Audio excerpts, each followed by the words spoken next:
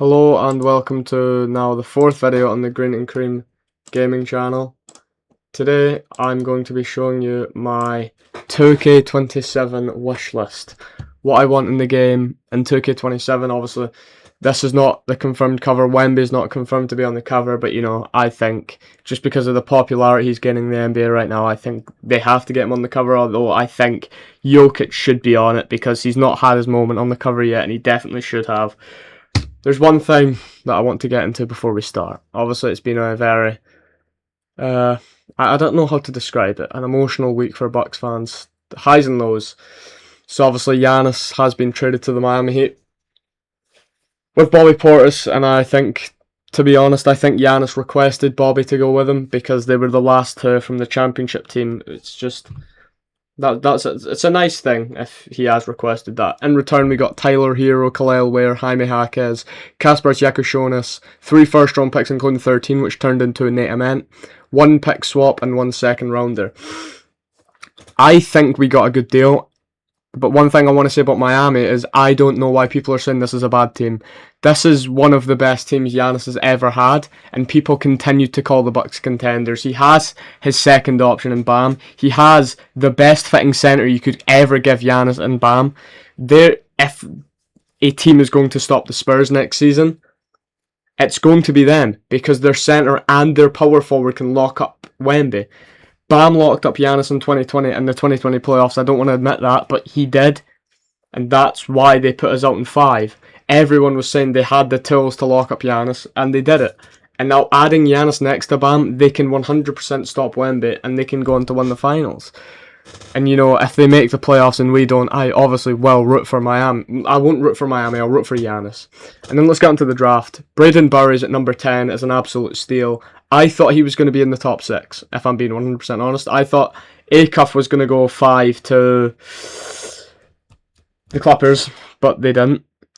And then Mikel, and then it was Acuff, and then it was Flemings, then Merez, and then Burries. I think Burries at 10 is unbelievable. He's a fast guard that can shoot, he can defend off the ball extremely well, he's fast, he's athletic. And then people are questioning the Nate Ament pick. I always said I would love Ament if we got the 13th pick, and I love Ament. He's got a very high upside, very nice jump shot. Sounds like I'm talking about a 2K card, but yeah, Ament has a very, very good upside. It's a kind of a boomer bust pick.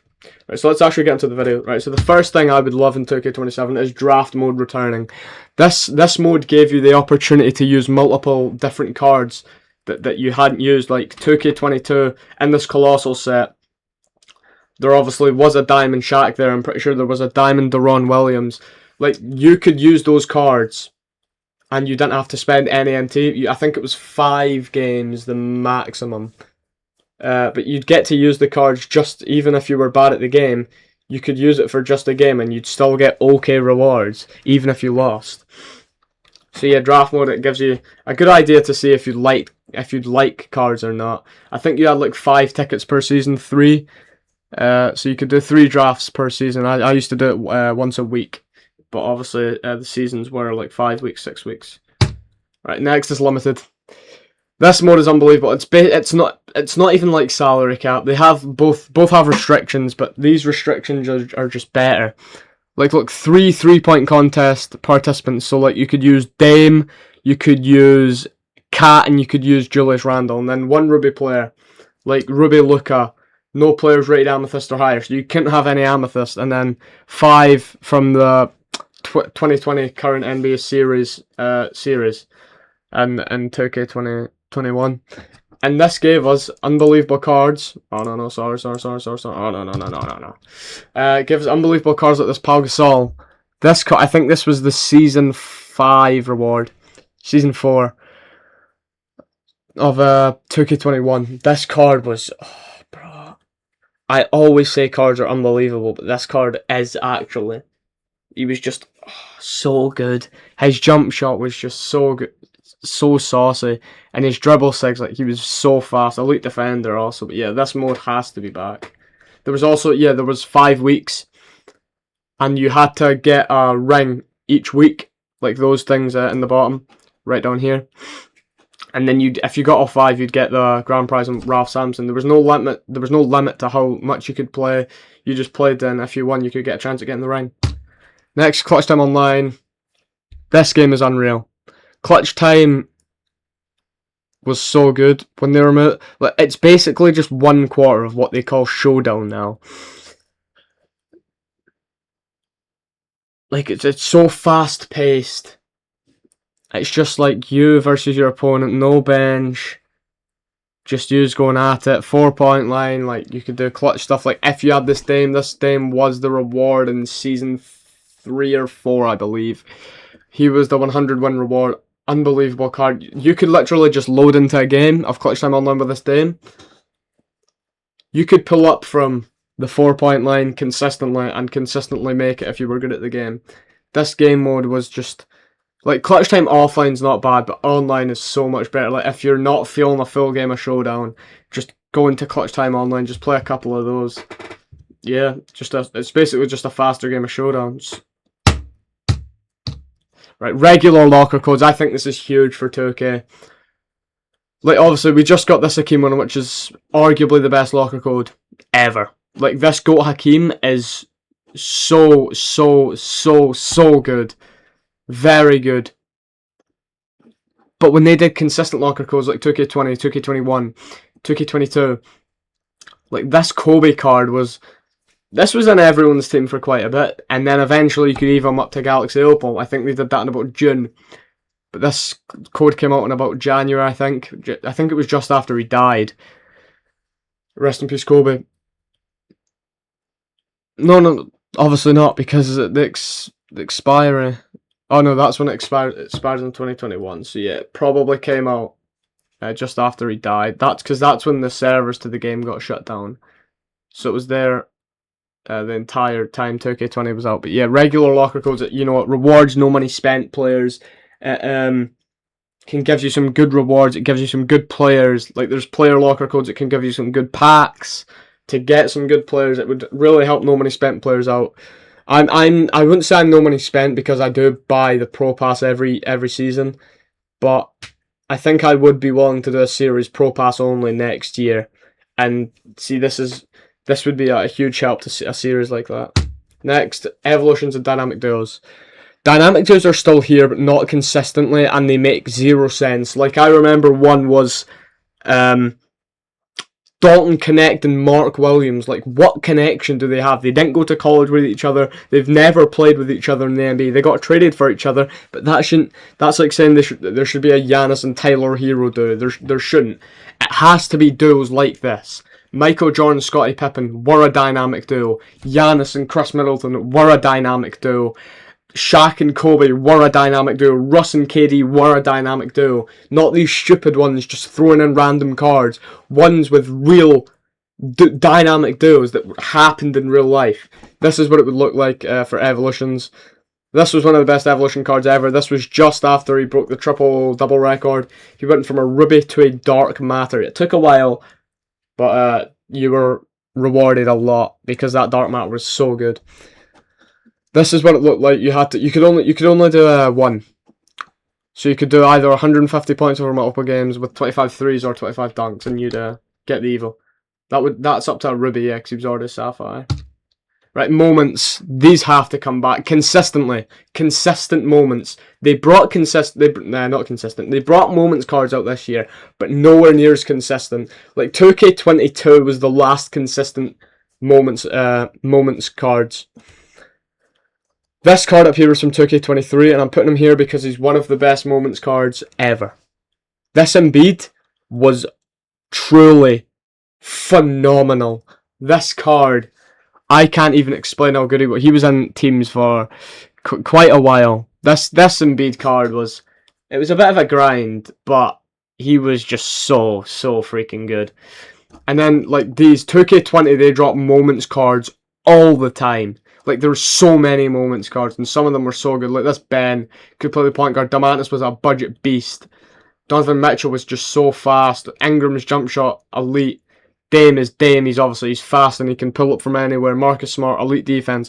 Moments of the Month was also a great concept, there was 5 rubies that you had to get, then 5 amethysts, then 5 diamonds, and 5 pink diamonds, and then when you got all of them, you could eventually get the dark matter. And I remember that Jamaran, unbelievable. And this PD DeJounte Murray, just great cards, man, unbelievable. This is what we need back in 2K27. And wait, I'll tell you after. But yeah, the token market has to come back.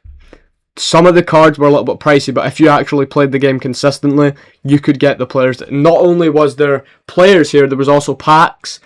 Like, there was a pack towards the end of the year. I think you got, was it Galaxy Opal LeBron, Galaxy Opal Giannis, or Galaxy Opal James Wiseman? You can't miss from that. And there were some budget emeralds from 2K20 and 2K21. Some budget sapphires, rubies, amethyst diamonds, pink diamonds, opals.